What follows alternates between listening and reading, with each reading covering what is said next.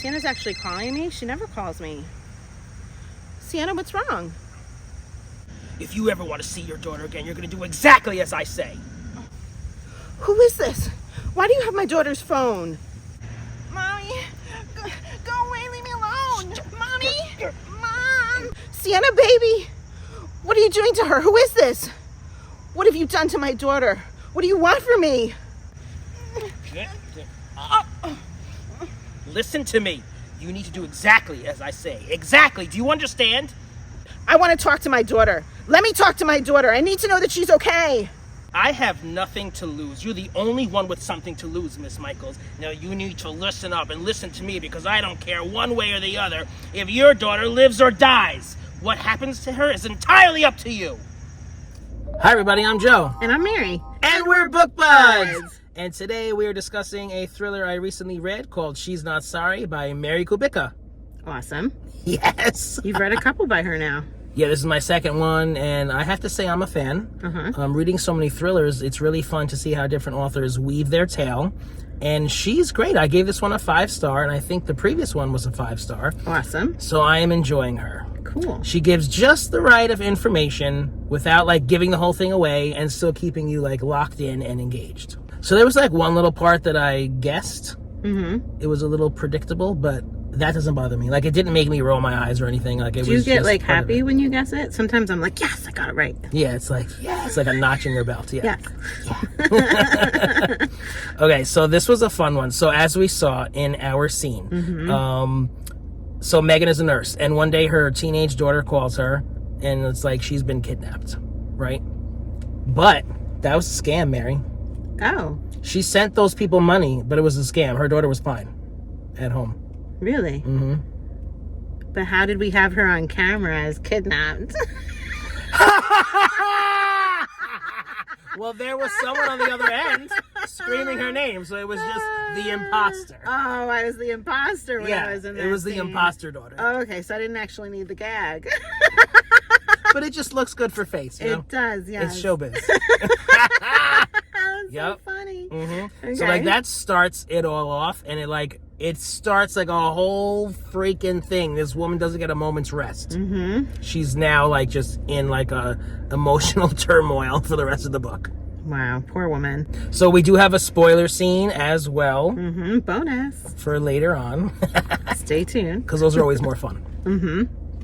Okay, so Megan is a nurse, and she's divorced, and she is part of a therapy group. And she meets like a long-lost high school friend at this therapy group one night.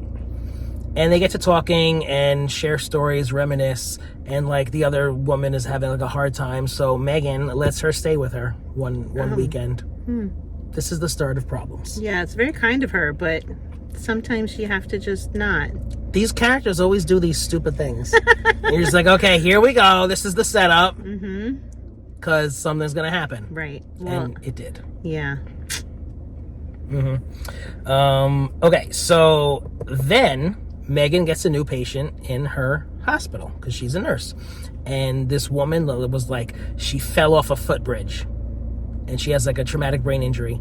And she learns throughout her caring for her that this woman was not a good person. She was like a scam artist. She like scammed so many people, ruined so many people's lives. Even like her own parents. Her parents come to visit her, and like her parents, like, they're estranged, but they came to see her in the hospital, and like they tell the nurse all this stuff that this kid did to them. Wow. To like get, you know, money out of them or whatever. And then some guy shows up, and he is like pissed off, angry, and I mean, who does this? And she ruined his life, said that he was like a pedophile or something when he's not, and she got him fired and all these kind of things. So she has some enemies. So as her nurse, she's like very curious, and so now she starts investigating this woman and what she was all about. And what she finds out is very shocking. Okay. I can't with you. Okay, so let's show them our spoiler scene, and then we'll get into spoilers. Okay. Oh, we can't have you waking up now, can we? I wonder if she remembers. Oh, she would destroy my life. I can't have her telling Ben that Ben's not the father. You've destroyed enough lives. Do you know what happened to you? You! You. It was you. Me? I what? What? Oh, if there's any justice in this world, I can't have you surviving this.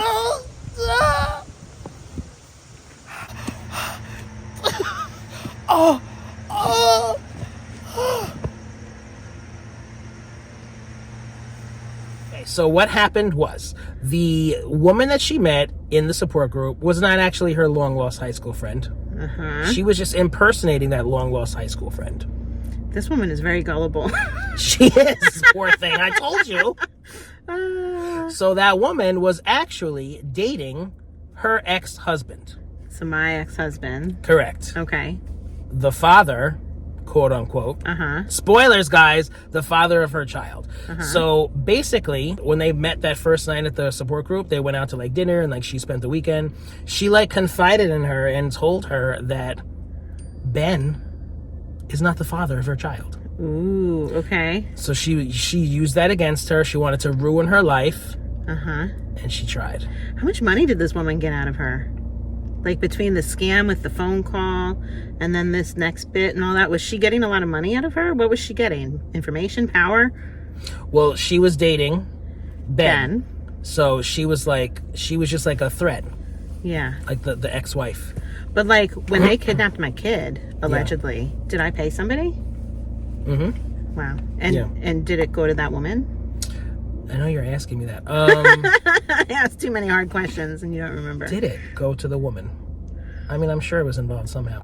Because there's another like little like subplot in here that like this is in the city of Chicago. So there's like a serial killer on the loose. Oh. So like everybody's on edge and like that's how it tied in, because at the end of the story, it turns out the serial killer is this woman's like friend and or coworker, and he like takes her daughter for real and was going to kill her. Not good. So I don't know if it was just like some foreshadowing. Yeah. I'm not sure if it was connected. I think it was just with this subplot. If I recall correctly. Okay. People can tell me if I'm wrong. So, okay. The woman in the hospital bed. Yeah. She was the one who was trying to ruin this woman's life. Yes. Obviously, as we just learned. So, who pushed her off the footbridge? Ben. The nurse! You! Oh. Yeah. Oh, okay. Oh, so I pushed her off the footbridge. She landed in the hospital, and then I came back and I tried again. Did I kill her successfully this time? Well, magically, you were her nurse. Don't you love how these things just happen? Yes. Isn't that funny? Yeah, so like you guys met out one night, and like a confrontation happened. Like, what are you trying to do? Ruin my life? I'm gonna ruin your life. Da da da da. On the bridge, pushed her off because she didn't want to ruin her life. Because she was gonna tell Ben, you're not the father. She was gonna tell the daughter, he's not your father. Da da da da da. All this drama. Very dramatic. I can't live my life like that. That's not how we're living our life these days. No. Okay? We've reformed. So she was in the hospital and then she killed her with the insulin. Wow. Yeah. Okay. And the end of the book is like, she thinks that she got away with it, and like we're led to believe that she got away with it as well. But like, I think it was Ben at the end said something where it kind of like he knows. So did she get away with it? Like, we don't know what happened. So like, I guess to draw our own conclusions. Right. So you gave us full spoilers. It sounds like sometimes you like hold a little bit back, but I know this was a lot of fun to talk about. Full of spoilers, right? It's like a freaking telenovela, soap opera. And like when you read a wild story, you're like, oh, this could never be real. Something like this has happened out there in the world, Oh, yeah. Crazy things do happen. Have you guys read this author yet? Let us know. If you're enjoying Book Buds, give us a thumbs up. And share us with your friends. And subscribe to our channel, Book Buds! I was up all night reading this book. I loved it. You just have netting on your head. This is just netting. There's no hair. Where's the hair? I have no idea. This is like the underneath back part. This is what happens when Joe does the wig himself.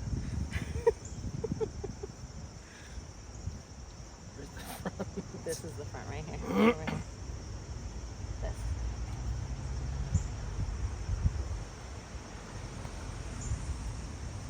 Good? No.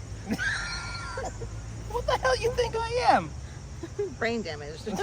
Yeah, exactly. Oh. You. It was you. Do it again. The daughter's done. Wow, I got a book butt injury. Did you? Yeah, with Are all you of our bleeding? struggles, my nail came off. I'm pretty vicious. You are. I'm like, you're gonna be I kidnapped. don't take shit. God, that's a bad injury. It hurts. Book butt injury. Owies. It's because you weren't kidnapping easily. I wasn't. Mom! Kidnapping you, and I'm going to kill you.